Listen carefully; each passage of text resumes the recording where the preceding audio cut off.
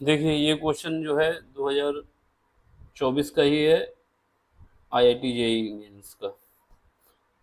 ठीक है, इस क्वेश्चन में देखिए जरा,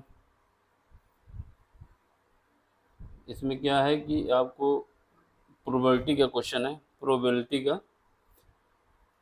अब इसमें आपसे कह रहा है कि एक टेट्राहेड्रल है, टेट्राहेड्रल डाइस है। टेट्राहेड्रल डाइस होता है, उसके 4 फेस होते हैं। जैसे नॉर्मल डाइस होता है उसमें 6 फेस होते हैं, इसमें 4 फेस होते हैं, और उनमें लिखा गया है 1 2 3 4 फेस। अब इसमें तुम्हें क्या करना है कि फाइंड करना है प्रोबेबिलिटी दैट क्वाड्रेटिक इक्वेशन, ये इक्वेशन जो है, ये इक्वेशन इसके हैज रियल रूट्स, मतलब वो वैल्यू आपको फाइंड करना है जिसमें इसके रियल रूट्स आए, उसके लिए लेनी है प्रोबेबिलिटी। चलो अब इसका सॉल्यूशन देखो जरा। ये हमने फेस बना दिए, इसके 4 फेस होते हैं, ठीक, 4 वैल्यू है। अब इसके बाद क्या है, टेट्राहेड्रल, यानी इसमें जो टोटल इवेंट्स होंगे, यानी टोटल जो इवेंट्स होंगे, जैसे नॉर्मल डाइज होता है उसमें 6 फेस होते हैं, इसमें 4 फेस। तो इसमें टेट्राहेड्रल है यानी 3, जब 3 बार इसको रोलिंग आउट करेंगे तो इसमें टोटल जो वो आएगा इवेंट, वो आएगा 64। ये कैसे आता है कि 4 की पावर n, n क्या है, जितने बार हमने टेट्राहेड्रल को रोल आउट किया, यानी जितनी बार इवेंट हुआ। तो यहाँ पे 3 बार टेट्राहेड्रल, तो इसकी वजह से इसका जो टोटल नंबर ऑफ इवेंट्स हो गए 64 हो गए। अब हमको पता है जब कोई भी इक्वेशन होता है इसका रियल रूट्स होता है, उसकी कंडीशन ये होती है कि B square is equal to 4ac, या फिर B square greater than 4ac से होना चाहिए। ठीक, इसके कितने तरीके हो सकते हैं, यानी कि बी स्क्वायर की जो वैल्यू हम लेंगे वो 4ac के बराबर आनी चाहिए या फिर ज़्यादा आनी चाहिए। नॉर्मल होता है बी स्क्वायर बराबर 4ac, क्या होता है जब रियल रूट्स होते हैं। तो रियल अगर इक्वल रूट है तो ये बराबर का निशान आ जाएगा, लेकिन यहाँ पे क्या है, रियल रूट, तो इसकी वजह से इसकी वैल्यू कितना हो जाए, B square greater than or equal to 4ac। पहला इवेंट हो गया। अब पहले हमको क्या करना है, ये कंडीशन सेटिस्फाई करनी है कि क्या क्या वैल्यू रखें इसमें, जिससे हमारा ये इक्वेशन सेटिस्फाई रहे, ये रॉन्ग नहीं होनी चाहिए। तो पहले तो हम बी ले लेते हैं, ए लेते हैं, सी लेते हैं, यानी जब रोल आउट करेंगे पहले केस में मान लेते हैं कि 2 आ गया बी की जगह, बी में, और ए में 1 आ सकता है, और सी में भी 1 आ सकता है। क्यों आएगा, क्योंकि बी स्क्वायर बराबर 4ac अगर हम रखेंगे तो यहाँ पे बी की वैल्यू जब हम 2 रखेंगे, 2 का स्क्वायर बराबर 4, ये 1, ये 1, ये आपका आ जाएगा 4, 4 बराबर 4। अब यहाँ पे अगर कुछ और रख देंगे, यहाँ पे जैसे ए की जगह हम 2 रख दें और सी की जगह 1 रख दें, तो ये वैल्यू ज़्यादा हो जाएगी। क्योंकि कैसे देखो, 4 हो जाएगा, यहाँ पे ए सी से कुछ भी अगर एक के सिवा कुछ मल्टीप्लाई होगा तो 4 से ज़्यादा निकल जाएगा, जो कि सेटिस्फाई नहीं होगा। यानी इसका एक तरीका है केवल, कौन सा तरीका, जब हम दो बी की वैल्यू 2 रखते हैं तो उसमें एक ही कंडीशन है जो हमारी सेटिस्फाई हो रही है। अब देखिए जब बी बराबर हम 3 रखते हैं तो 3 रखेंगे तो 1 रख सकते हैं ए की जगह और सी की जगह 2। इसमें क्या होगा, जब बी स्क्वायर 3 का स्क्वायर करोगे, 3 का स्क्वायर बराबर कितना आ जाएगा 4 इंटू ए की जगह 1, बी की जगह कितना रखें 2, सी की जगह, सॉरी सी की जगह 2। अब इसको जब मल्टीप्लाई करेंगे तो ये आ जाएगा तुम्हारा 9 इज इक्वल टू 8। एक ये कंडीशन सेटिस्फाई है, क्योंकि 9 की वैल्यू जो है, 9 की वैल्यू तुम्हारी जो है वो 8 से ज़्यादा है। ठीक, अब इसका जब यहाँ पे इसकी जगह भी इसका उल्टा भी हो सकता है कि ए की जगह हम 2 रख लें और सी की जगह 1 रख दें, तो ये सेटिस्फाई होगा। और कोई वैल्यू इसमें रखो, जैसे ए और सी की जगह दोनों को इक्वल मान लो, 2 रख लें, तो नहीं हो सकता, क्योंकि जब 2 रखोगे यहाँ पे तो ये क्या हो जाएगा, 9 का square is equal to 4 into 2 into 2, तो ये आ जाएगा तुम्हारा 9 स्क्वायर इज इक्वल टू 16, जो कि ज़्यादा हो गया है, कम हो गया 9, 9 स्क्वायर नहीं 9, 3 का स्क्वायर ये, सॉरी। तो इससे ये पता चला कि जब बी की वैल्यू हम 3 रखेंगे तो हमारी जो मैक्सिमम वैल्यू आ सकती है, कितने वे हो सकते हैं, 2 तरीके हो सकते हैं। पहला कि ए के 1 रख लें, सी को 2 रख लें, और या फिर ए को 2 रख लें, सी को 1 रख लें, इसके सिवा कुछ नहीं रख सकते। अब ऐसे ही कंडीशन देखो अगला, जब हम बी बराबर 4 रखेंगे तो ये 1 1 रख सकते हैं, पहली कंडीशन हो सकती है। दूसरा 1 और 2 रख सकते हैं, ये भी सेटिस्फाई होगा। तीसरा 2 और 1 रख सकते हैं, ये भी सेटिस्फाई होगा। फिर 3 और 1 रख सकते हैं, ये भी अभी हम देख चुके हैं जब 3 रखते हैं। इसमें देख लो ज़रा, जैसे हम 4 रखेंगे, 4 का स्क्वायर, सॉरी 4 का square is equal to greater than or equal to, इसमें क्या आ गया 4, ए की जगह हम 3 रख लेते हैं, सी की जगह 1 रख लेते हैं, तो ये कितना आ जाएगा 16 ग्रेटर देन होगा 12 से, ये सेटिस्फाई हो जाएगा। अब यहाँ पे अब आगे देखो, एक ये कंडीशन हो गई। अब ये नहीं कर सकते 3 दिन रख देंगे तो ये वैल्यू कम ज़्यादा हो जाएगी, जो कि सेटिस्फाई नहीं करेगी। अब इसमें देखो, तो ये 5 हो गए, एक ये बी बराबर हम 4 रख सकते हैं, और सी बराबर 2, और ए बराबर 2 रख सकते हैं, ये सेटिस्फाई हो जाएगा। 16 इक्वल टू 16 आ जाएगा, ये सेटिस्फाई। ए बराबर 1, बी बरा सी बराबर हम रख सकते हैं 4, तो ये भी सेटिस्फाई हो जाएगा। जब ए बराबर, ये यहाँ पे गलत हो, ये 4 रखो, यहाँ पे 1 रखो, ये 1, तो ये 4 16 ये इक्वल, यानी हम देखेंगे जब, अब इससे 4 के बाद 5 नहीं रख सकते, क्योंकि टेट्राहाइड्रल में केवल 4 ही फेस होते हैं, उनकी वैल्यू दी है 1 2 3 4, तो यहाँ 4 के ऊपर जाना ही नहीं है। तो इसका मतलब ये हुआ, जब हम बी की वैल्यू 4 रखते हैं तो इसकी कितने कंडीशन है, ये 5 ये 3, यानी 8 तरीके हैं इसमें, ठीक है। ये 8 तरीके आपके हो गए। तो यहाँ पे अब क्या हुआ, प्रोबेबिलिटी जब निकाली जाती है तो क्या होता है, नंबर ऑफ, अगर प्रोबेबिलिटी हम निकालते हैं किसी इवेंट की, तो कितने नंबर ऑफ फेवर में है मेरे, कितने इवेंट हो सकते हैं, डिवाइडेड बाई टोटल कितने हैं इवेंट हो सकते हैं। तो टोटल को एन एस से लिखते हैं यहाँ पे। तो यहाँ पे जो हमारे फेवर में कितने हैं, एक तो ये पहला से है, ये देखो, इससे एक तरीका आया था 1 रखने से, फिर उसका 2 रखने से 1 आया था, 3 रखने से कितना आया था, 3 रखने से 3 आए थे। बी की वैल्यू, बी पे ही डिपेंड करना ना कि बी पे, तो पहले जब 2 रखा बी की वैल्यू तो एक तरीका आया, तो जब बी की वैल्यू हमने 3 रखी तो 3 तरीके आए, जब बी की वैल्यू 4 रखी तो 8 तरीके आए। तो ये देखो हमने लिख दिया यहाँ पे 1 + 3 + 8, ठीक, ये मेरे फेवर में है। तो ये कितना हो, जब इसको सॉल्व करोगे तो ये 12 आ जाएगा, 12 और 16 64 हो जाएगा। अब इसको 4 से डिवाइड कर दोगे तो ये तुम्हारा ये आंसर आ जाएगा, यानी 3/16 ये तुम्हारा आंसर हो गया। इसको हम इरेज कर देते हैं, जिससे आप लोगों को देखने में आराम रहेगी, बाकी समझा दिए, ठीक है। ये हमने इसमें बहुत सिंपल तरीके से समझाया आप लोगों को, ये रिकॉर्ड भी रहेगा, देख लेना। जो भी समझने में दिक्कत आई हो उसको कमेंट्स में बताना, तो हम उसको भी सही करेंगे,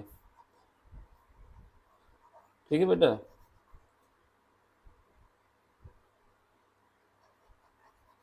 ये हटा देते हैं जिससे आपको देखने में दिक्कत ना हो, बाकी रिकॉर्डिंग में तो रहेगा ही, अगर कहीं पे हो तो वहाँ पे नोट कर लेना। ये तो नहीं हटा सकते ना ये, क्योंकि यहाँ पे जो है,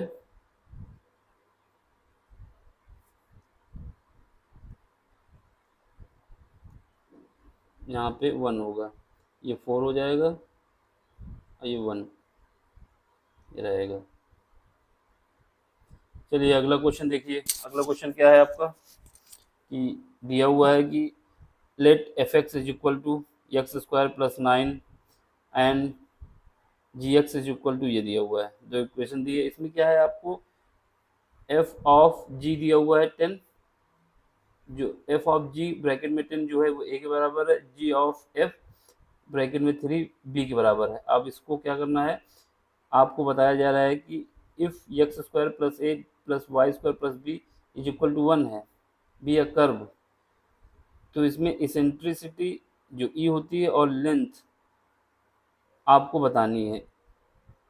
फिर उसके बाद ये जब वैल्यू इसेंट्रिसिटी और लेंथ निकाल लेंगे, ये एल है, तो उसके बाद आपको इसकी इस इक्वेशन की वैल्यू बतानी है कि 8e² + l² is equal to क्या होगा।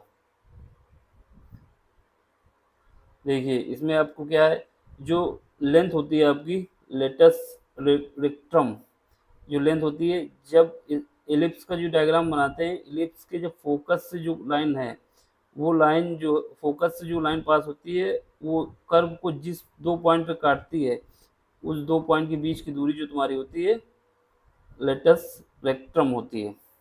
यही तुम्हारी लेंथ होती है, स्मॉल एल से डिनोट किया जाता है। ठीक है, तो इसमें आपको क्या है कि आपको ये दिया हुआ है, इसको हमने लिख दिया देखो। फिर उसके बाद हम क्या करेंगे, जी एक्स को हमने लिख दिया। अब आपको ये वैल्यू दी हुई है, ये दोनों। ठीक है, ये क्वेश्चन हमने दिखाया आपको। ठीक, ये क्वेश्चन ही लिखा हुआ है। अब देखो तुमको ये गिवन है, उसको हमने लिख दिया। अब एफ, आपको ये पता है कि एफ ऑफ जी जो होता है, उसको हम ऐसे भी लिख सकते हैं, ये ए इज इक्वल टू एफ, जी की जगह जो है, देखो ऑफ की जगह ब्रैकेट लगा देंगे और जी को ब्रैकेट में ले जाएंगे, और जो जी के साथ है उसको 10 मतलब लिख देंगे। इसकी वैल्यू आपको टोटल दी हुई है, कितनी दी है, 109। कैसे आएगी ये, इससे आपको जब सॉल्व करेंगे, ये इक्वेशन जो दिया है यहाँ पे, ये एफ ऑफ 10 दिया हुआ है आपको, तो ये दिया हुआ है एफ ऑफ जी 10 दिया हुआ है। अब जी की जगह जब 10 यहाँ पे रखोगे एक्स की जगह पे, तो आपका कितना हो जाएगा, 100, देखो ये हमने कर दिखाया, 100 का 10 का स्क्वायर प्लस 9 बराबर 109, ये हमने कर दिया।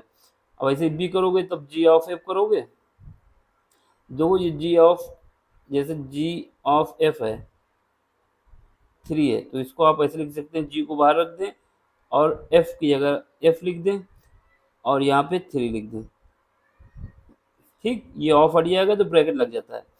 अब इसमें क्या है, ये इज इक्वल टू कितना दिया हुआ है आपको, ये इक्वेशन देखो यहाँ पे, जैसे ये जी ऑफ एफ दिया हुआ है, ये इसमें जो है वैल्यू जो अंदर है एफ ऑफ 3, इसको रखोगे।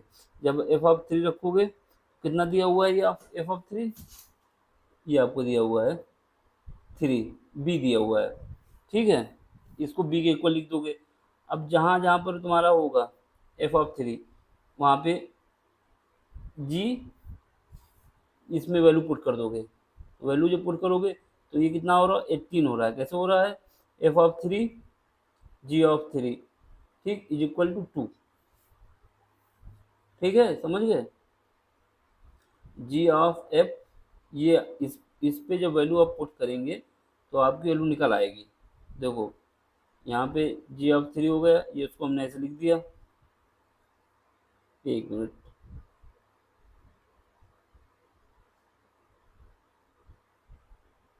देखिए आपको क्या करना है, ये तो हमने वैल्यू आपको निकाल दिखा दी कि ऐसे निकल के आई। ठीक, अब यहाँ पे देखो ये क्या है, जी ऑफ की जगह ओ की जगह ब्रैकेट आएगा एफ ऑफ 3। ठीक, ये ब्रैकेट बंद। अब यहाँ पे जहाँ एफ ऑफ 3 है, ये जो दिया हुआ है, इसमें एक्स की जगह 3 रखो, 3 का स्क्वायर प्लस 9 दिया हुआ है, तो ये तुम्हारा आ जाएगा 18। यही आपको ये देखो हमने करके दिखाया ये। अब जब इसके यहाँ पे जब आ जाओगे, इसमें 18 जी 18 हो जाएगा। अब इसकी वैल्यू जो है, जहाँ पे ये जी एक्स की वैल्यू, ये फंक्शन दिया हुआ है, इस वैल्यू में जहाँ जहाँ पर एक्स है वहाँ पे ब्रैकेट के अंदर 18 है, उसको पुट करोगे। जब उसको पुट करोगे तो जी ऑफ 18, देखो ये हमने कर दिखाया आपको कि जब इसको पुट करोगे तो ये 2 आ जाएगा।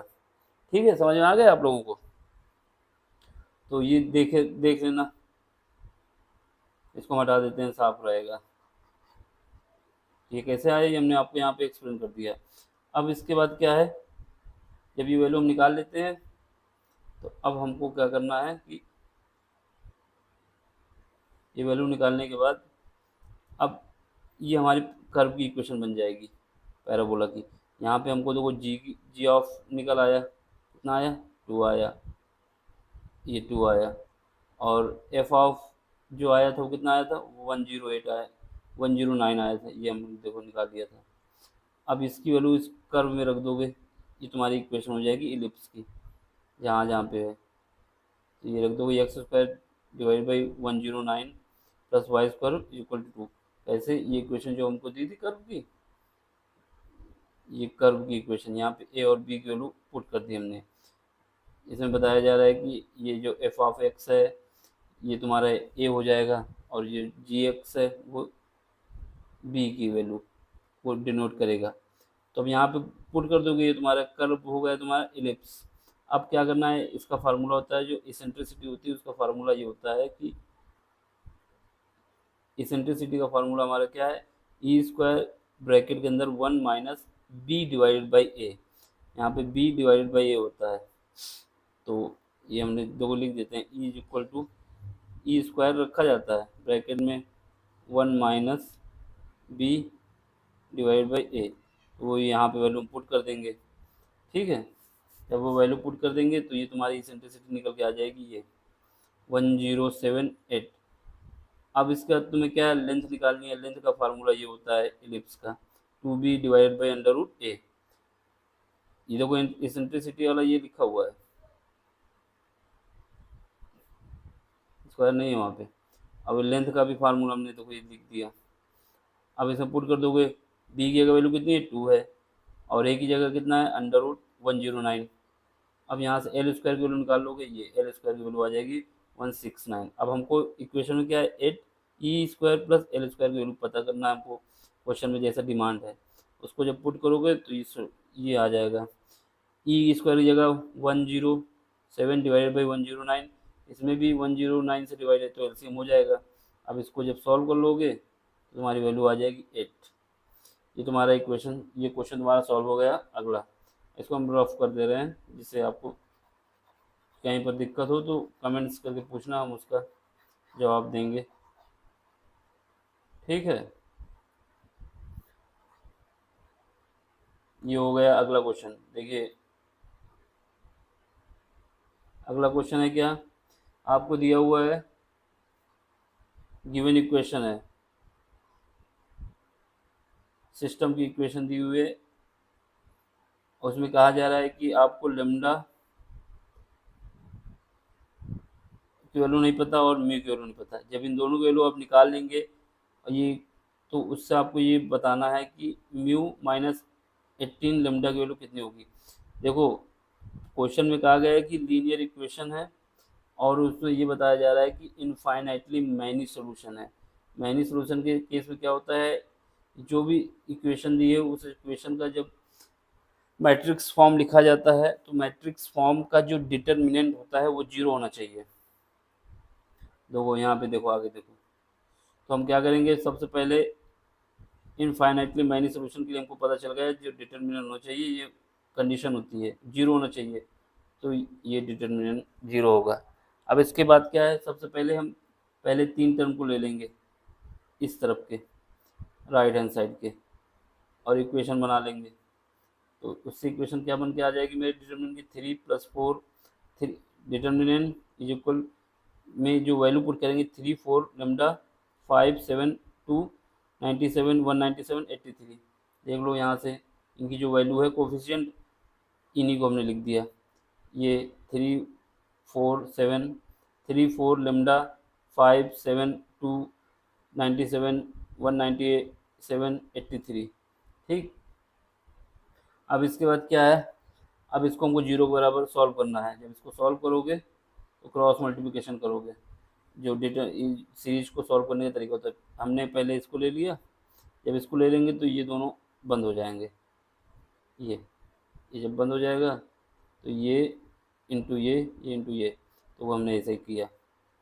फिर उसके बाद ये 4 ले लेंगे तो ये यार पूरा ग्रुप बंद हो जाएगा, ये ग्रुप बंद हो जाएगा तो ये माइनस लगेगा क्योंकि सेकेंड टर्म में माइनस होता है। कंडीशन ये होती है plus minus plus minus plus minus plus minus plus, ये होता है डिटरमिनेंट के अंदर। तो ऐसे माइनस लगेगा 4 और इसका दिए हमने दो क्रॉसिंग का मल्टीप्लिकेशन कर दिए। फिर लास्ट में जब ये ले लेंगे तो इसके साथ ये बंद हो जाएगा और ये बंद हो जाएगा, तो उसको ये देखो ये बन गया। जब इसको सॉल्व करोगे तो यहाँ से लेमडा की वैल्यू आपकी निकल के आ जाएगी 323 डिवाइड बाई 307 323 डिवाइड बाई 306। ठीक, एक वैल्यू तो निकल आई, इसको हम रफ कर दे रहे हैं, एक वैल्यू निकल आई। अब अगली वैल्यू आपको निकालनी होगी म्यू की। म्यू की वैल्यू निकालने के लिए क्या करोगे, आप दूसरी इक्वेशन में क्या क्या करना है, आपको दूसरा डिटरमिनेंट लेना है उस डिटर्मिनेंट में लास्ट वाली जहाँ पे म्यू होगा उस वैल्यू को लेना होगा। तो हम देखते हैं, इक्वेशन पे जाओ, इक्वेशन में जो दिया हुआ है, ये इक्वेशन दी है, ये इक्वेशन में ये वाला टर्म हटा के बाकी सबको ले लेना है। माने इस बार हमको ये इंक्लूड करना है, ये जब इसको इंक्लूड करोगे तुम्हारा ये दो ले लेंगे एक्स और वाई के, और ये लास्ट वाला ये इंक्लूड कर लेंगे। तो देखो ये एक डिटर्मिनेंट और बन जाएगा आपका म्यू वाला, ये बन गया। अब इस ऐसे ही इसकी वैल्यू को सॉल्व कर लेंगे। तो ये सॉल्व करेंगे तो यहाँ से म्यू की वैल्यू निकल के आ गई 381। जब 381 आ गई तो अब आपको जो पूछा है उसकी वैल्यू निकाल दो। क्या वैल्यू पूछी है, इसकी वैल्यू आपको ये पूछा, जो क्वेश्चन पूछा गया है वो ये पूछा गया है, कहाँ गया, इसकी वैल्यू बतानी है। तो आप इसको कर दो मल्टीप्लाई, यानी क्या लिखा हुआ है वो, म्यू माइनस 18 लेमडा। तो mu minus 18 lambda equal to mu की वैल्यू कितनी है 381 माइनस 18 लेमडा की वैल्यू कितनी है 30323 डिवाइड बाई 306। देखो इसको सही से लिख दें क्योंकि हमने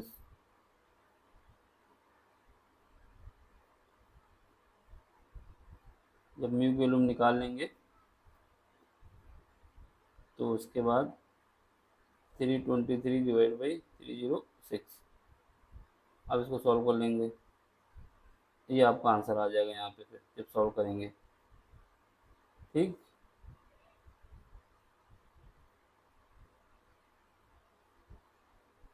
देखो इसमें ये गलत वैल्यू लिख दी हमसे। यहाँ पे जब म्यू की वैल्यू हम सॉल्व करेंगे तो ये हमारी 400 आएगी। जब 400 आ जाएगी तो अब हमको क्या करना है कि म्यू माइनस 18 लेमडा की वैल्यू निकालनी है, इज इक्वल टू म्यू की वैल्यू 400 माइनस 18 और लेमडा की वैल्यू निकाली 323 डिवाइडेड बाई 306। जब इसको सॉल्व करेंगे तो यहाँ पे वैल्यू निकल के आ जाएगी 381। ये आपका आंसर हो जाएगा, आंसर। ठीक है, ये क्वेश्चन सॉल्व हो गया। इसको भी रब कर देते हैं जिससे आपको तकलीफ ना हो समझने में। ये तो कटा ही रहेगा, ये 400 आएगा। ठीक है,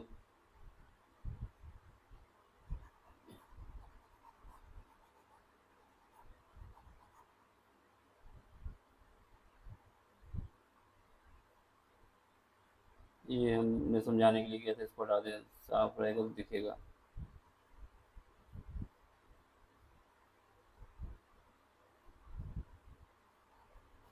इसको भी समझाने के लिए था क्योंकि देखने में किसी को दिक्कत ना हो। ठीक, आगे जो क्वेश्चन है अगले वीडियो में कराएंगे। Thank you.